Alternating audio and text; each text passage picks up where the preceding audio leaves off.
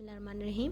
अस्सलाम वालेकुम स्टूडेंट्स, आज इस वीडियो में हम बासुस थ्योरम को डिस्कस करेंगे। बासुस थ्योरम की स्टेटमेंट देखेंगे और फिर उस स्टेटमेंट को हम प्रूव भी करेंगे कि जो बासुस थ्योरम हमें कहता है क्या वो ट्रू भी है या नहीं। ठीक है, उसको हमने प्रूव भी करना है।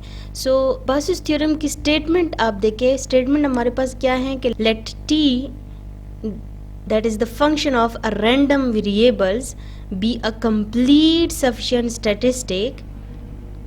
टी आपके पास क्या है? टी आपके पास एक कंप्लीट सफिशिएंट स्टैटिस्टिक है एंड यू, और यू आपके पास सेम एक स्टैटिस्टिक है, ठीक है, जो कि रैंडम सैंपल का हमारे पास फंक्शन है। बी एन इंसिलरी स्टैटिस्टिक, लेकिन वो आपके पास इंसिलरी स्टैटिस्टिक है।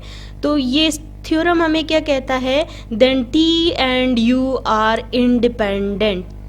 बासुस थ्योरम हमें क्या कहता है कि अगर एक स्टैटिस्टिक आपके पास एक कंप्लीट सफिशिएंट स्टैटिस्टिक है और एक और स्टैटिस्टिक है आपके पास जो कि इंसिलरी स्टैटिस्टिक है।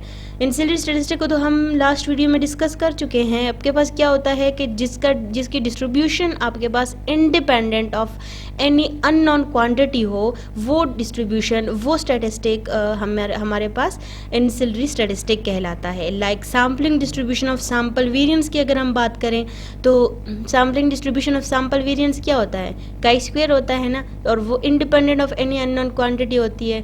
तो इसका क्या मतलब हुआ कि सैम्पल वेरिएंस आपका इंसिलरी स्टैटिस्टिक है, ठीक है। तो बासुस थ्योरम क्या कहता है कि वो दो स्टैटिस्टिक आपके पास इंडिपेंडेंट होते हैं। यानी अगर हम नॉर्मल डिस्ट्रीब्यूशन के मीन और सैम्पल वेरिएंस की बात करें, x bar and S square, तो ये जो एक्स बार है ना, ये आपके पास कंप्लीट भी है, ये सफिशिएंट भी होता है, और ये एस स्क्वायर जो है ये इंसिलरी स्टैटिस्टिक है। सो बाय बासुस थ्योरम हम कहते हैं कि ये दोनों आपस में इंडिपेंडेंट होते हैं, ठीक है। इंडिपेंडेंट क्यों होते हैं? क्योंकि एक जो है वो कंप्लीट सफिशिएंट स्टैटिस्टिक है और एक आपके पास इंसिलरी स्टैटिस्टिक है, तो ये दोनों आपस में इंडिपेंडेंट हो गए। तो अब इस स्टेटमेंट को प्रूव करते हैं। आपके पास क्या है कि इन दो स्टैटिस्टिक को हमने इंडिपेंडेंट शो करना है।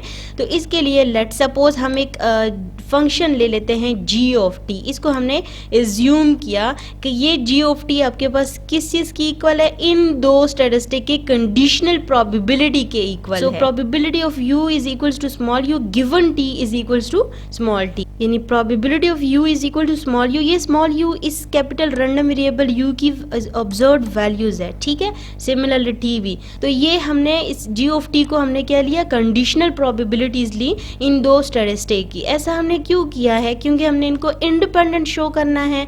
तो आपको पता है जब हम प्रोबेबिलिटी में एक हम पढ़ते होते हैं कि अगर दो इवेंट्स हैं आपके पास ए एंड बी, तो ए गिवन बी जो है वो ए और बी अगर इंडिपेंडेंट हो जाए तो probability of A given B आपके पास इक्वल होता है प्रोबेबिलिटी ऑफ ए के, ठीक है ना। ये तो आप सबको पता होगा कि हम जब सिंपल प्रोबेबिलिटी में दो इवेंट्स की बात करें और अगर हम कहें कि वो दो इवेंट्स आपके पास इंडिपेंडेंट है, तो हम कहते हैं कि probability of A given B equal हो जाते हैं प्रोबेबिलिटी ऑफ ए के। तो यहाँ पर भी सेम वही काम है कि हमने इन दोनों को इंडिपेंडेंट शो करना है, यू को और टी को। तो ये जो कंडीशनल प्रोबेबिलिटी है ये मेरे पास प्रोबेबिलिटी ऑफ यू के इक्वल आना चाहिए। अगर ये प्रोबेबिलिटी ऑफ यू के इक्वल आ गया तो हम कह सकते हैं कि ये हमारे पास इंडिपेंडेंट है, ये दो स्टैटिस्टिक आपस में इंडिपेंडेंट है, ठीक है। तो इस चीज़ को हमने प्रूव करना है कि ये कंडीशनल प्रोबेबिलिटी आपके पास इसके इक्वल आए। तो इसको प्रूव करने के लिए हम जो है तो इसी फंक्शन की एक्सपेक्टेशन ले लेते हैं। So by the definition of expectation ये हमारे पास इक्वल आएगा summation probability of u is equals to u given t equals to t into the probability of t। So अब इसके बाद आप देखें आपके पास जो कंडीशनल डिस्ट्रीब्यूशन है, ये कंडीशनल प्रोबेबिलिटी जो है इसको हम यूँ लिख सकते हैं। अच्छा, यहाँ पे ये देखें, ये जो समीशन है ना ये विद रिस्पेक्ट टू टी है, ठीक है। सो ये समीशन आपके पास विद रिस्पेक्ट टू टी है और इस कंडीशनल प्रोबेबिलिटी को हम by the definition of condition हम कैसे लिख सकते हैं? Probability of u is equals to small u, t equals to t divided by probability of t into the probability of T, same इसी तरीके से आ जाएगा, ठीक है। सो अब यहाँ पे आप देखें ये प्रोबेबिलिटी और ये जो डिनोमिनेटर में प्रोबेबिलिटी ऑफ टी है आपस में कैंसिल होकर आपके पास रिमेनिंग सिर्फ ये रह गया। अब यहाँ पे चूंकि समीशन जो है वो विद रिस्पेक्ट टू टी है, तो जब ये समीशन आप इस प्रोबेबिलिटी पे अप्लाई करेंगे, चूंकि sum with respect to T है, सो यहाँ से हमें जो अनदर वेरिएबल है दैट इज यू, तो फंक्शन ऑफ यू हमें मिलेगा, ठीक है ना। चूंकि sum with respect to T है, जब आप सम अप्लाई करोगे तो आपके पास जो दूसरा वेरिएबल है उसका फंक्शन आपको मिलेगा दैट इज यू। सो यहाँ से मैं कह सकती हूँ कि मेरे पास क्या आएगा, प्रोबेबिलिटी ऑफ यू हमें मिलेगा, यानी जो फंक्शन है वो यू का फंक्शन हमें यहाँ से मिलेगा। टी का जो था वो तो सम अप्लाई होकर टी के ऑब्जर्व वैल्यूज तमाम सम हो गई है, ठीक है। सो प्रोबेबिलिटी ऑफ यू हमारे पास आ गया। इसका क्या मतलब है कि expectation of G of T आपके पास इक्वल आया प्रोबेबिलिटी ऑफ यू के। अब अगर इस प्रोबेबिलिटी ऑफ यू को मैं इस साइड पे शिफ्ट करूं, यानी मैं यूं लिख सकती हूं expectation of G of T minus probability of U, ये क्या होगा, इक्वल्स टू 0 आएगा हमारे पास, ठीक है।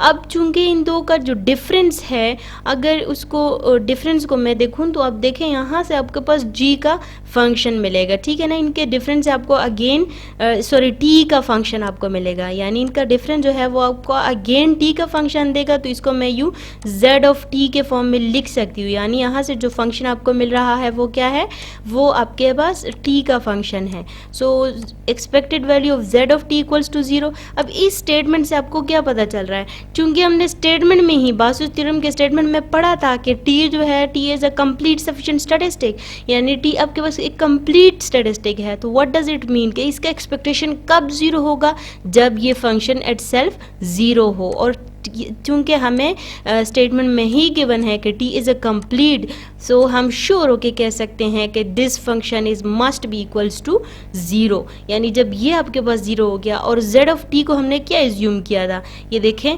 z ऑफ t को हमने g of t minus probability of u assume किया है कि नहीं। सो z ऑफ t की जगह हम ये लिख सकते हैं g of t minus probability of u is equals to 0। So अब इसके बाद आप देखिए, अगर प्रोबेबिलिटी ऑफ यू को दूसरे साइड पे शिफ्ट कर दे तो ये हमारे पास क्या आएगा, G of T is equals to probability of U. और अगर आप स्टार्ट में ही देखें तो जी ऑफ टी हमारे पास क्या है, जी ऑफ टी को हमने कंडीशनल प्रोबेबिलिटी के जो ये दो वेरिएबल्स इनकी कंडीशनल प्रोबेबिलिटी के इक्वल हमने इसको सपोज किया था।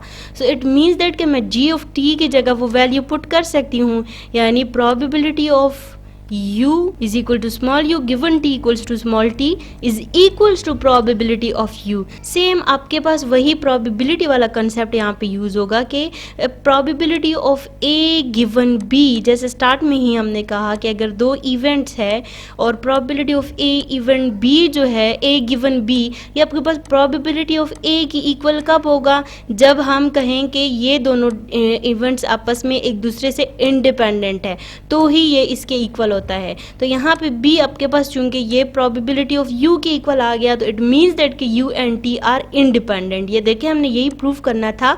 सो हमारे पास t एंड u इंडिपेंडेंट आ गए। ये किस सिचुएशन में, जब t आपके पास एक कंप्लीट सफिशिएंट स्टैटिस्टिक होगा और u आपके पास कोई भी एंसेलरी स्टैटिस्टिक होगा। ये हमें बासुस थ्योरम कहता है, ठीक है। सो अब बासुस थ्योरम ने हमें क्या कहा कि दो स्टैटिस्टिक आपके पास, एक कंप्लीट है और एक एंसेलरी स्टैटिस्टिक है, तो ये दोनों आपस में मस्ट इंडिपेंडेंट होंगे, ठीक है। तो हमने प्रूव भी किया, जब एक स्टैटिस्टिक कंप्लीट सफिशिएंट हो और एक एंसेलरी हो तो वो आपस में इंडिपेंडेंट होते हैं।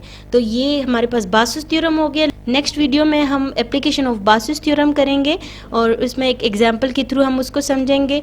सो तब तक के लिए अल्लाह हाफिज़।